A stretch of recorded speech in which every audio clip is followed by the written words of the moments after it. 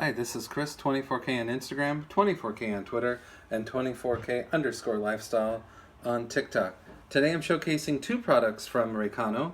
This is an up-and-coming brand, but these charging products work very well, especially this larger brick right here. This is a full 20 watt with PD, and the charging port's on the side rather than the back. So if you have furniture, you can actually plug this right into the wall.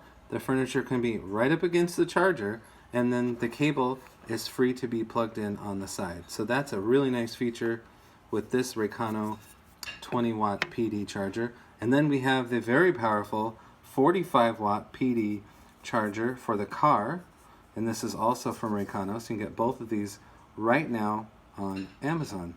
And here is the USB-C port right here.